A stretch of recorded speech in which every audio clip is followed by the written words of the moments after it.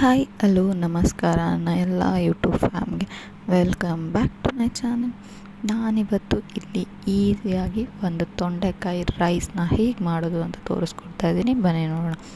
ಫಸ್ಟಿಗೆ ಇಲ್ಲಿ ನಾನು ಒಂದು ಪ್ಯಾನ್ಗೆ ಒಂದು 3-4 ಟೇಬಲ್ ಸ್ಪೂನ್ ಆಯಿಲ್ನ ತೊಗೊಂಡಿದ್ದೀನಿ. ಹಾಗೆ ತೊಂಡೆಕಾಯಿನ ಆದಷ್ಟು ಸಣ್ಣದಾಗಿ ಹೆಚ್ಕೊಂಡಿದ್ದೀನಿ, ಏಕೆಂದರೆ ತೊಂಡೆಕಾಯಿ ಬೇಯೋದಕ್ಕೆ ತುಂಬ ಟೈಮ್ ತೊಗೊಳತ್ತಲ್ಲ. ಹಾಗಾಗಿ ಇದು ಬೇಯೋದ್ರೊಳಗೆ ಒಂದು ಪೌಡರ್ನ ರೆಡಿ ಮಾಡ್ಕೊಳ್ಳೋಣ. ಈಗ ನಾನು ಒಂದು ಪ್ಯಾನ್ಗೆ ಡ್ರೈ ರೋಸ್ಟ್ ಮಾಡ್ಕೊತಿರೋದಲ್ಲ, 1 ಟೇಬಲ್ ಸ್ಪೂನ್ ಕಡಲೆಬೇಳೆ, 1 ಟೇಬಲ್ ಸ್ಪೂನ್ ಉದ್ದಿನಬೇಳೆ, ಹಾಗೆ ಅರ್ಧ ಟೇಬಲ್ ಸ್ಪೂನ್ ಜೀರಿಗೆ, ಖಾರಕ್ಕೆ ಎಷ್ಟು ಬೇಕು 1 ಮೆಣಸಿನ್ಕಾಯಿ ಅಷ್ಟು, ಇಷ್ಟನ್ನು ಕೂಡ ಹಾಕ್ಕೊಂಡು ನೀಟಾಗಿ ಡ್ರೈ ರೋಸ್ಟನ್ನು ಮಾಡ್ಕೊತೀನಿ. ಇದಿಷ್ಟು ಡ್ರೈ ರೋಸ್ಟ್ ಆದಮೇಲೆ ಇದನ್ನು ಯಾವುದೇ ರೀತಿ ನೀರನ್ನು ಹಾಕದೆ ಪೌಡರ್ನ ಮಾಡ್ಕೊಬೇಕು. ಈಗ ಇದು ಡ್ರೈ ರೋಸ್ಟ್ ಆದಮೇಲೆ ಮಿಕ್ಸಿ ಜಾರ್ಗೆ ಇದಿಷ್ಟು ಇಂಗ್ರೀಡಿಯೆಂಟ್ಸ್ನ ಹಾಕಿ, ಹಾಗೆ ಒಂದು ಸ್ವಲ್ಪ ಹುಣಸೆಹಣ್ಣನ್ನು ಹಾಕಿ ಇಲ್ಲಿ ನಾನಿವಾಗ ಪೌಡರ್ನ ಮಾಡ್ಕೊತಾ ಇದ್ದೀನಿ.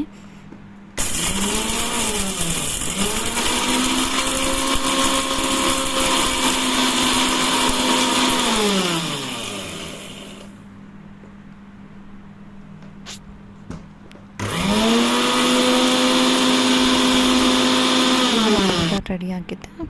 ಈಗ ಇಲ್ಲಿ ಆಲ್ಮೋಸ್ಟ್ ತೊಂಡೆಕಾಯಿ ಕೂಡ ಬೆಂದಿದೆ.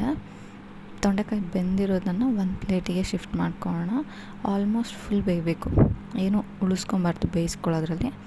ಫುಲ್ ಬೆಂದುಬಿಟ್ರೆ ಟೇಸ್ಟ್ ತುಂಬ ಚೆನ್ನಾಗಿರುತ್ತೆ. ಈಗ ಇದನ್ನು ಒಂದು ಪ್ಲೇಟಿಗೆ ಎತ್ತಿಟ್ಕೊತಾ ಇದ್ದೀನಿ. ನೆಕ್ಸ್ಟ್ ಇದೇ ಪ್ಯಾನಿಗೆ ಇನ್ನೂ ಒಂದು ಸ್ವಲ್ಪ ಎಣ್ಣೆನ ಹಾಕ್ಕೊಂಡು ಇದಕ್ಕೆ ನಾನಿವಾಗ ಸಾಸಿವೆ, ಜೀರಿಗೆ, ಕಡಲೆಬೇಳೆ, ಉದ್ದಿನಬೇಳೆ, ಕರಿಬೇವು, ಇಂಗು, ಹಾಗೆ ಒಣಮೆಣಸು ಮತ್ತು ಬೆಳ್ಳುಳ್ಳಿ ಇಷ್ಟನ್ನು ಹಾಕಿ ನೀಟಾಗಿ ಹುರ್ಕೊತಿದ್ದೀನಿ. ಶೇಂಗಾ ಬೀಜ ಕೂಡ ಹಾಕ್ಕೋಬೋದು. ಇಷ್ಟನ್ನು ಹುರ್ಕೊಂಡಾದಮೇಲೆ ನೀಟಾಗಿ ಹುರಿಬೇಕು, ಅಂದರೆ ಬೆಳ್ಳುಳ್ಳಿ ಸ್ವಲ್ಪ ಫ್ರೈ ಆಗಬೇಕು. ಆಮೇಲೆ ಈರುಳ್ಳಿ ಹಾಕ್ತಾಯಿದ್ದೀನಿ. ಈರುಳ್ಳಿ ಹಾಕಿದ್ಮೇಲೆ ಒಂದು ಅರ್ಧ ಟೇಬಲ್ ಸ್ಪೂನ್ ಉಪ್ಪನ್ನು ಹಾಕಿದ್ದೀನಿ, ಬೇಗ ಫ್ರೈ ಆಗುತ್ತೆ ಅಂತ. ಇದು ಬೆಂದಾದಮೇಲೆ ಈರುಳ್ಳಿನೂ ಫ್ರೈ ಆದಮೇಲೆ ನಾನೇನು ತೊಂಡೆಕಾಯಿನ ಆಲ್ರೆಡಿ ಫ್ರೈ ಮಾಡಿ ಇಟ್ಕೊಂಡಿದ್ದೆನಲ್ಲ ಅದನ್ನು ಹಾಕ್ಕೊಂಡಿದ್ದೀನಿ. ಇದು ಆಲ್ರೆಡಿ ಫ್ರೈ ಆಗಿರೋದ್ರಿಂದ ತುಂಬ ಹೊತ್ತೇನು ಬೇಡ, ಒಂದು 2 ಮಿನಿಟ್ಸ್ ಬಿಟ್ಟರೆ ಸಾಕು. ನೆಕ್ಸ್ಟ್ ಇವಾಗ ನಾನೇನು ಪೌಡ್ರ್ ಮಾಡ್ಕೊಂಡಿದ್ದೀನಲ್ಲ ಆ ಪೌಡರ್ನ ಹಾಕ್ಕೋತಾ ಇದ್ದೀನಿ. ಈ ಪೌಡರ್ನ ಹಾಕಿ ಒಂದು 2 to 3 ಮಿನಿಟ್ಸ್ ಬಿಟ್ಟರೆ ಸಾಕು, ತುಂಬ ಹೊತ್ತೇನು ಬಿಡೋದು ಬೇಡ, ಯಾಕೆಂದರೆ ಡ್ರೈ ರೋಸ್ಟ್ ಮಾಡಿರೋದ್ರಿಂದ ಎಣ್ಣೆ ಒಳಗೆ ಆ ಒಂದು ಅರೋಮ ಎಲ್ಲ ಇಳ್ಕೊಳ್ಳಿ ಅಂತ ಅಂದ್ಬಿಟ್ಟು ಬೇರೆ ಇಂಗ್ರೀಡಿಯೆಂಟ್ಸ್ ಜೊತೆ ಅಂತ. ಈಗ ಇನ್ನೊಂದು ಸ್ವಲ್ಪ ಉಪ್ಪನ್ನು ಹಾಕಿ ಮತ್ತು ಫ್ರೈ ಮಾಡೋದಷ್ಟೇ, ಯಾಕೆಂದರೆ ತೊಂಡೆಕಾಯಿನೂ ಸ್ವಲ್ಪ ಮಸಾಲೆ ಉಪ್ಪು ಎಲ್ಲ ಇಳ್ಕೊಬೇಕಲ್ಲ. ಹಾಗಾಗಿ ಇದು ಇವಾಗ ಫ್ರೈ ಆಗಿರೋದನ್ನು ನಾವು ಮಾಡಿಟ್ಕೊಂಡಿರೋ ರೈಸ್ಗೆ ಸ್ವಲ್ಪ ಕೊತ್ತಂಬರಿ ಸೊಪ್ಪನ್ನು ಹಾಕಿ ನೀಟಾಗಿ ಈ ಒಂದು ಮಸಾಲೆನ ಹಾಕಿ ಕಲಿಸ್ಬಿಟ್ರೆ ಒಳ್ಳೆ ಟಿಫನ್ಗೆ ಮಕ್ಕಳಿಗೆ ಅಥವಾ ಮನೇಲಿರೋರಿಗೆ ಬಾಕ್ಸಿಗೆಲ್ಲ ಹಾಕೋಕ್ಕೆ ಒಳ್ಳೆ ಡಿಶ್ ಇದು. ಈಸಿಯಾಗಿ ಬೇಗ ಆಗೋಗುತ್ತೆ.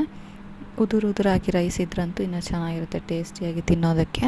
ಒಂದೇ ಥರ ತಿನ್ನೋದಕ್ಕಿಂತ ಈ ಥರ ಡಿಫ್ರೆಂಟಾಗಿ ತಿಂದರೆ ಟೇಸ್ಟು ಕೂಡ ಚೆನ್ನಾಗಿರುತ್ತೆ, ತಿನ್ನೋರಿಗೂ ಕೂಡ ಡಿಫ್ರೆಂಟ್ ಅಂತ ಅನಿಸುತ್ತೆ. ಹಾಗಾಗಿ ಇದು ಇವತ್ತಿನ ಒಂದು ತೊಂಡೆಕಾಯಿ ರೈಸ್ ರೆಸಿಪಿಯಾಗಿತ್ತು. ನಿಮಗೆಲ್ಲ ಇಷ್ಟ ಆಗಿದೆ ಅಂತ ಅಂದ್ಕೊಳ್ತೀನಿ. ಇಷ್ಟ ಆಗಿದ್ರೆ ಲೈಕ್ ಮಾಡಿ, ನನ್ನ ಚಾನಲ್ನ ಸಬ್ಸ್ಕ್ರೈಬ್ ಮಾಡಿ. Thank you.